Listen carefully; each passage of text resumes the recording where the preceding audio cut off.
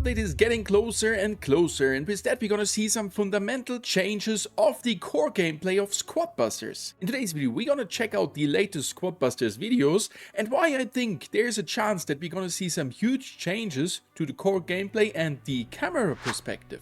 As that said, thank you everybody for being here again, really appreciate it. Before we hop into the video, a little bit of a disclaimer. This video is yet again based on speculations, so expect the opposite to happen. Yesterday, Squad Busters has posted this clip here of the Transformers event. Well, it does not look too special. We can see there are some fights, we can see the shop and some tanks at the end, and that's already it. But if we look closer into it, we can already see some crazy details. If I am correctly informed, the very first time they are showcasing active gameplay from a different perspective.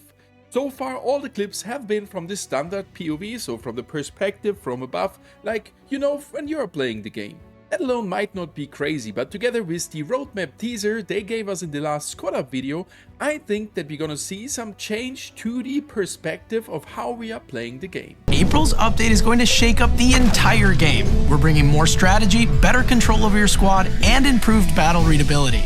More strategy, better control of your squad, and improved battle readability. That's what Adrian said there, and this leads to definitely some core changes to the gameplay how we know it today. But how are they gonna do it? Like right now we are super limited. We have the screen we can move, and with that the camera moves, and the same is there when we are spectating a friend or being in a custom lobby like for a tournament cast. Well, the answer is easy. They can implement a free moving camera like it is standard in many other games. Right now we are automatically following the core of our team while we can't move on the field anywhere else with the camera.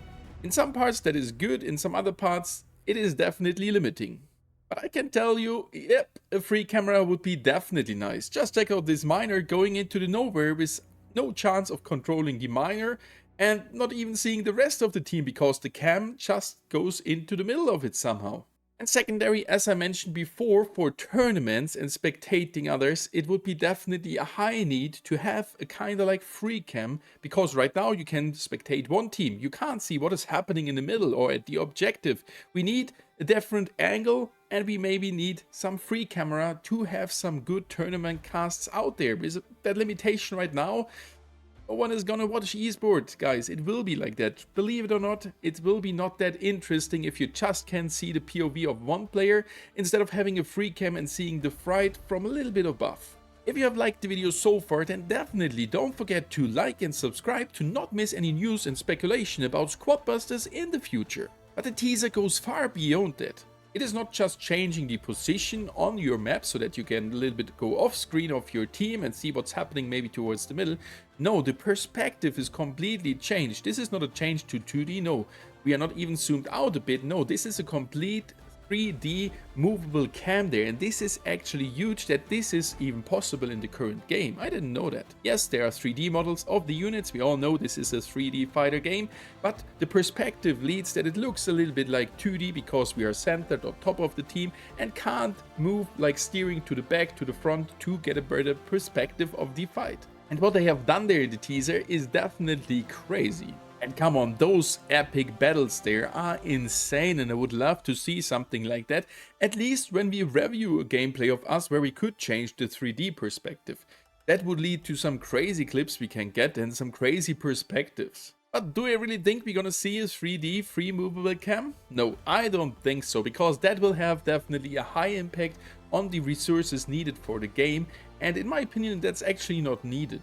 Like the 3D effect, why do we have to check the team sideways during an active battle? I mean, it's a fast-paced game and no one would use it most likely. What we need is maybe a little bit decision that we can move further away from our team. Yes, the team will look smaller, but for having a better battle readability like they teased us, it would be mandatory to see more than just our core team.